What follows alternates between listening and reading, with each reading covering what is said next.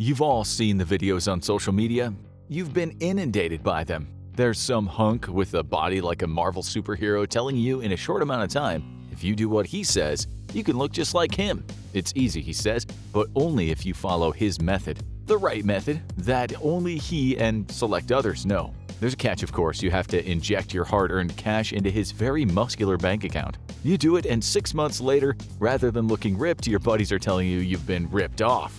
Breaking out in massive muscles is not easy, even if you think you're doing everything right. Some of you will know this already. You've tried and you've failed. You've thrown buckets of money down the black hole of the internet. You followed the instructions to the letter. You have a shelf stacked with supplements. But rather than looking like Brad Pitt in Fight Club or Cristiano Ronaldo when he takes his shirt off post-match, you could quite easily be cast as one of the three little pigs. The lazy one, of course, that elects to use straw for the foundations of his house. You're not alone. Many of us have fallen for the internet's magical solutions. Today, viewers, we have your back, and your legs, and your chest, and your stomach. We hope in about 20 minutes' time you'll feel confident that you will never again answer one of those wolves at the door when they come knocking on social media. Okay, so we just mentioned Brad Pitt and the fact that he looked great in Fight Club. Well, we'll also discuss Ronaldo in this section. We aren't talking about just improving muscle mass a bit here. These guys are extreme examples of male physiques, but their discipline and effort show us what direction we should go in if we want to build muscle. We'll talk about normal people later. Even though Fight Club is now 24 years old, there are hundreds of videos on TikTok that have amassed millions of views, each employing #workout with the promise that with hard work and dedication you too can look like Pitt in this movie, what GQ magazine called the gold standard of male physicality. The Fight Club physique is apparently what most men want. We're told this is the holy grail of body types: washboard abs, toned arms, bulky shoulders, and a streamlined chest that looks like Porsche designed it. We know that you already know that Pitt's body here would have taken a lot of work to achieve. Like Ronaldo now, Pitt would have made his body his life's work. The 35-year-old Pitt in Fight Club had a body very similar to Ronaldo in his mid to late 30s. And that's what we call the ripped body. It takes determination, a lot of it. A friend of Ronaldo's, the French soccer player Patrice Evra, once joked, "I would give advice to anybody. When Cristiano invites you to lunch at his house, just say no." He said feeding time at Ronaldo's house would usually consist of salad and plain white chicken, water, no juice, followed by swimming, sauna, or kicking a ball around. The ripped look takes discipline. In Fight Club, Pitt weighed just about 155 pounds, while being 5'11". He got down to about 5% body fat, which is highly unusual. According to a paper in the National Institutes of Health, the average guy in the US has 32.2% body fat when aged 20 to 39. The CDC says a normal body fat count for an adult male of all ages is between 18.5% to 24.9%. 15 to 17% might mean you're really into fitness, while 6 to 13% could mean you're an athlete. When Ronaldo recently played soccer for Spain and Real Madrid, his body fat was 7% compared to the average other player of 11%. Ronaldo also has a 50% muscle mass compared to the average of 46% for other players. Muscle mass is simply the amount of muscle in your body, which can go up or down depending on exercise. You can also change your bone density through a good diet, healthy living, and exercise, but what you also want to concentrate on is swapping some of that fat mass with muscle mass. Nonetheless, anyone telling you that you can look like Tyler Durden or Ronaldo with just a bit of working out and laying off a deep-fried pizza, shame on you, Scotland, is lying to you. Being shredded for humans is like juggling for dogs. It's an elite thing being shredded, and it takes elite effort to achieve it. You already know something about Ronaldo's strict lifestyle. For Fight Club, Pitt also acted like a professional athlete. He trained 6 days a week, doing weight-bearing exercises and weightlifting for muscle mass, and 2 days of cardio to keep his weight down. He worked on a different muscle group each day. Mondays were chest day, Tuesdays back day, and Wednesdays were for his shoulders. On Thursdays, he was all about arms, biceps, and triceps, and then he had his 2 days of cardio and a rest day. He also implemented a very strict diet, eating things such as protein shakes and various whole foods that help gain muscle.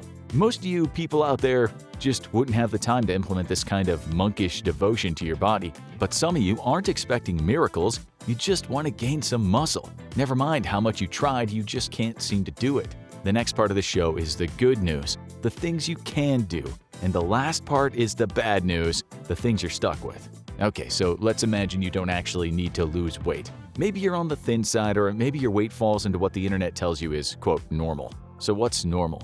The average height for a male in the US is 5'9". If you look at weight charts online, They'll tell you that if you're overweight, for a 5'9" adult male, they say you can weigh from 142 pounds to as much as 176 pounds. There's a big distance between high and low just because humans have different body frames. With these differences in mind, the 2020 to 2025 Dietary Guidelines for Americans recommends a daily adult male calorie intake of 2,200 to 3,200 calories, which is close to one of Cheesecake Factory's breakfast burritos at 2,730 calories. The number of calories you should eat depends on various factors. You will obviously burn more calories if you work as a laborer on a construction site than if you sit all day like an infographic show writer. Such writers might only need to consume 1,500 to 2,000 calories daily to maintain their body weight. Age, hormones, how big you are, and what medicines you might take also play a part in what your ideal calorie intake is, aka your basal metabolic rate, to maintain the body you have. We imagine a lot of you have tried altering your calorie intake to lose or put on weight, and there's been no change. You're not alone. Internet forums are full of these very frustrated people. Some of them put forward the homeostasis theory, which says your brain tries to maintain your weight even if you make energy consumption changes. It's not certain that that's true, but it makes sense since your brain doesn't want you to waste away and die. Even so, all those people in history who have become malnourished in prison camps are proof that fewer calories means a leaner body. As you can see by watching any of those obesity-focused TV shows, if you eat like a hippo, you start to take on the proportions of a hippo. Your brain can only do so much to keep you at your weight, but many health scientists agree losing weight is not always as simple as calories in, calories out. Still, if you want to put on muscle, working out won't work out if you aren't consuming the right number of calories. If you're on the slight side and you can't put any muscle on, you can use a BMR calculator to see how many calories your body needs to maintain your weight, and then you can add another 500 calories to your daily diet. You'll actively be working out, of course. These extra calories are extremely important. You can't put meat on your bones without them. That would be like expecting your car to move without any gas. You've all seen how the actor Christian Bale, at 6 feet, has gone to extremes in movies when he altered his weight. In the deeply foreboding movie The Machinist, where he looked like he was close to death, he weighed 116.8 pounds. In Batman Begins, which he played 6 months after his role in The Machinist, he was 187.3 pounds and certainly didn't look fat. For The Dark Knight, he was a very muscular 220 pounds. He later said that in order to get skinny for The Machinist, his diet often consisted of 1 apple, a tin of tuna, and a black coffee every day, with plenty of cigarettes to suppress his appetite. He was on about 200 calories a day, which can be very dangerous. Don't do that, folks. The smoking also isn't a great idea either. When Bale wanted to look fat for the movie American Hustle, and when he played former Vice President Dick Cheney, he said he put on the pounds, 40 or 50 extra than his normal weight.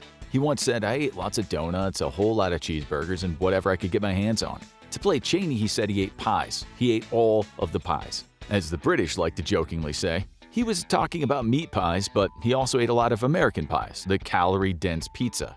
But to put on muscle, not fat, he was actually very watchful of the types of food he ate. This is because it's not just about the extra calories, but consuming the right calories. He said to play Batman, he would eat smaller meals every 2 to 3 hours. He added each meal, I would aim for balance of lean proteins, carbs, and good healthy fats. That's what Brad Pitt did, and it's what Ronaldo does right now. After being fat for American Hustle, Bale had to achieve another perfect body physique to play Moses in Exodus, Gods and Kings. To accomplish that, he said he ate healthy foods again and engaged in a grueling fitness regimen consisted of swimming, running, and what Men's Health called a 3-day power weightlifting routine. If you want to look like Christian Bale, you might have to act like Christian Bale. By the way, he said it's gotten harder doing these body transitions as he's gotten older. We'll come to this topic of aging later in the show. What and how much you eat is very important if you want to gain muscle. The problem with those diet plans you find online is they often ask you to eat specialist foods, something like black-footed albatross eggs with a side of organic Indonesian rutabaga.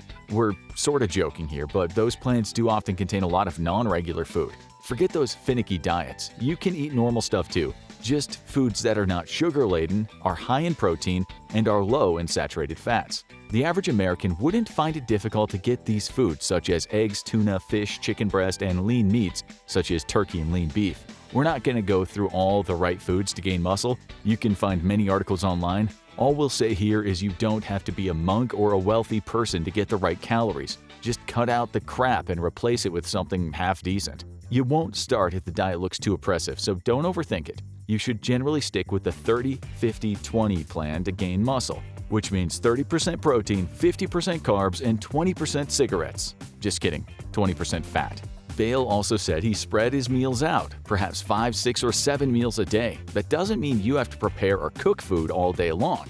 Eat healthy snacks, or what many people do when trying to gain muscle, have a protein shake to replace some of those meals. And by the way, drink plenty of water. You'll need it if you want to gain muscle. Water delivers the materials you need for your body's protein and glycogen structures, which you require for muscle gain. Muscle hydration is a thing, as they're 70 to 80% water. Feed them like you feed a beloved plant. It also helps a lot to eat after you work out, replenishing your body's glycogen stores to aid recovery. Ideally, if your objective is indeed solely to build muscle, you want to replenish the protein, creatine, and glycogen that have been depleted during your workout. Shakes can do the business, and then maybe you can wait an hour or two and have a proper meal containing plenty of protein, complex carbs, and fats. Still, ideally, you need a combination of protein and carbohydrates before a workout to have high energy levels and also build muscle. We hope we're not making it sound confusing and difficult right now. Our intention today is just to make things easier for you. Basically, if you want to build muscle, it might be better to eat before and after a workout, but to be honest, just eating right and getting those extra calories in a day is much more important than the timing. We know plenty of people who are incredibly muscular who don't live like robots. Okay, we know many of you are now thinking, well, I've done that already and nothing has changed. We know, we feel your pain. You still look like one of those 3 little pigs, or maybe you have the body of Shaggy Rogers. Zoinks! So now let's talk about your workout routine. What you can do in a gym or in the safety of your own home to build muscle is endless, so we're not going to tell you exactly what exercises you should be doing. Resources are free online. It's not rocket science, but there are some tricks of the trade. Like Brad Pitt for Fight Club, work out your different muscle groups on separate days. You can keep the same routine for several weeks, but you should also switch things up now and again, especially if you're finding something too easy or if it feels like there's no progress. There are endless things you can do for the same muscle group. Find out what they are and spend several weeks doing them before you change to another. Many people do a change-up after 4 or 8 weeks. Progression is the operative word here. You have to keep pushing yourself. No pain, no gain.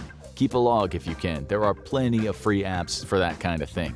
You should be trying to get better constantly. So now and again, add reps or more weight. 4 to 6 workouts per week would be ideal. If you're overweight, throw in some cardio workouts. Whatever you do, make sure your form is right when you're working out. Otherwise, you could give yourself an injury. If you're doing an exercise that at the end of your rep makes you lose your form, do less until that doesn't happen. The exercise should be hard, but not so hard that other people in the gym start fearing for your life or making you a viral star on TikTok. Don't be a shaggy in the gym. It might cause an injury that isn't easy to get over. You should mix compound exercises with isolation exercises. Often people choose to do 2 or 3 compound exercises for every isolation exercise. Compound exercises are the ones that strengthen more than one muscle, such as a chin-up or a press-up. Isolation exercises are something like a biceps curl. They isolate a particular muscle. So remember, more compound than isolation. Some people say you don't need isolation exercises or even weights or weight machines. Plenty of famous hunks only do bodyweight-based workout routines, but if you want to get muscular fast, the machines and free weights might work out better for you. Evidence shows the latter may help build muscle faster, though it's often a bit more expensive. Right, so now you have the basics. We imagine a lot of you are feeling just a little bit frustrated as you've heard all this before, and you've done all these things, and you still haven't built much muscle. Then it's time we talked about the outliers that can sometimes override your workout discipline, and you're cutting back on the Scooby snacks. One outlier is sleep. It's no good working out like a madman and not letting your body recover. The growth is in the recovery as much as it is in the working out. Your body needs sleep to repair. Building muscle is all about repairing. If instead of getting 7 or 8 hours of quality sleep a night, you're getting up after 4 hours and downing 3 double espressos before running out of the house contained in a giant ball of stress, your body is being abused. Scientists have shown that inefficient sleep affects protein synthesis pathways in your body and causes degradation of those pathways, which can lead to muscle loss. A National Institutes of Health paper explained, chronic sleep loss is a potent catabolic stressor, increasing the risk of metabolic dysfunction and loss of muscle mass and function. All that hard work and you mess it up because you don't get enough Z's. Sure, lack of sleep alone won't override all of your hard work, but it will make a difference. There's also the mind stuff that goes on. Some people give up too easily. Everyone's different in this regard, but we find that keeping a record of your workouts is really useful for motivation. You can't always see progress, but you can always see the data. You might have weeks that you didn't progress at all, but you will progress at some point. When you do, give yourself a little reward, maybe just one nibble of a food you cut out. Call this R&R, records and rewards. A nibble won't upset your progress, but don't go overboard and spend a week mainlining double whoppers. Moving on, do you recall us mentioning the bad news earlier? There's always bad news, and the reason for that is life is ultimately bad news. We all die. The end. Just kidding. Well, only slightly, because your body does gradually break down. The older you get, the harder it is to build muscle. There's a reason you don't see many hunks after age 50 or 60, although some do keep their ripped bodies, likely with a good number of performance-enhancing drugs. The podcaster Joe Rogan, who is 56 and looks like one of those pink muscleman figures, freely admits to taking all kinds of supplements on top of a bit of testosterone replacement therapy. The latter, he said, has given him an energy boost. There's nothing wrong with this, we're just saying that being ripped after 50 gets much harder. This is why. When we work out, our muscles get bigger through a process that involves damaging our muscle fibers. With rest and the right nutrients, they repair and get bigger, and we get stronger. This enlargement process is called hypertrophy. The process involves chemical changes in your body. Receptors on the surface of each of your muscle cells detect muscle movement. This is how more proteins get into your muscle fibers and why your muscles increase in size. There are also special genes that code for specific proteins to make this happen. In short, and we are simplifying here, the biochemical processes for triggering muscle growth slow down when you age. On top of that, researchers have found that gene expression changes in older men. The Conversation said in an article on this topic, using a technique that allowed us to measure changes in thousands of genes in response to resistance exercise, we found that when younger men exercise, there are changes in the expression of more than 150 genes. When we looked at older men, we found changes in the expression of only 42 genes. We'll just add that this doesn't mean older folks should give up on exercise. Countless studies have shown that even light exercise can reduce the chance of becoming disabled in later life and can improve posture. A European Society of Cardiology study recently found that even light walks every day significantly improve the chances of having a longer life for South Koreans. We should add that the study said associated with having a longer life, since walkers and non-walkers might have different lifestyles. Still, even a bit of regular exercise will almost certainly bestow dividends when you get older.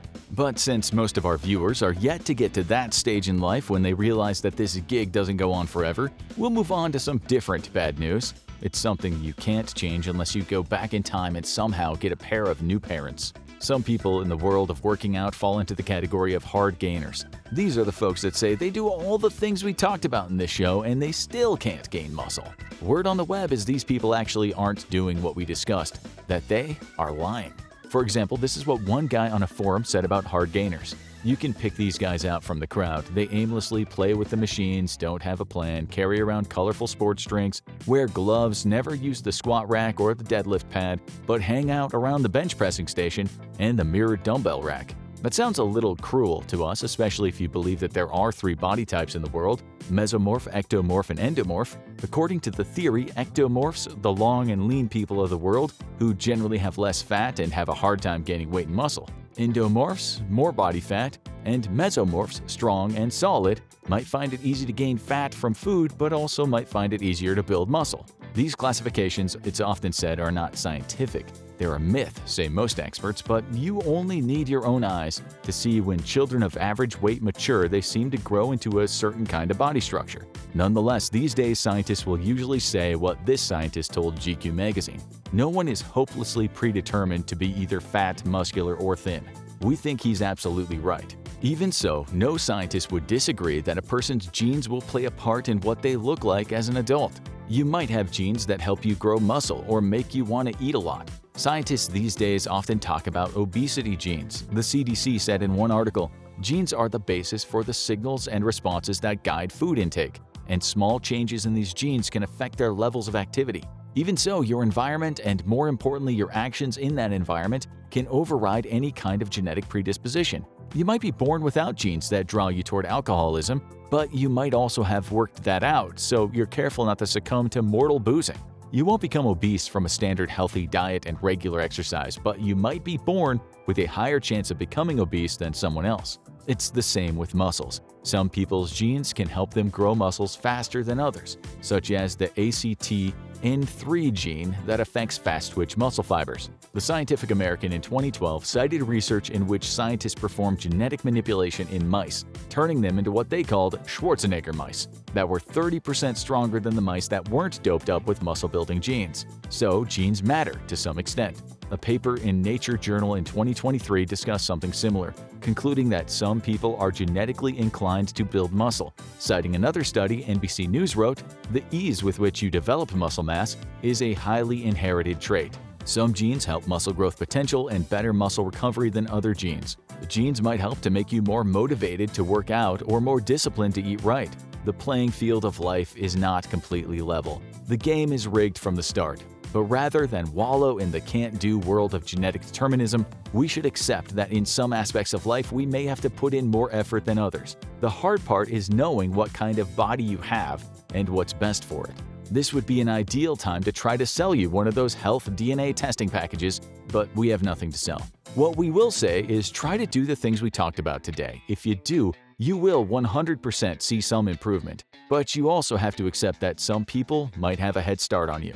Remember the 8th rule of Fight Club: you have to fight. If you do, you'll get there in the end. Now you need to watch how an erection works, or have a look at Why is Inbreeding Bad? Explained.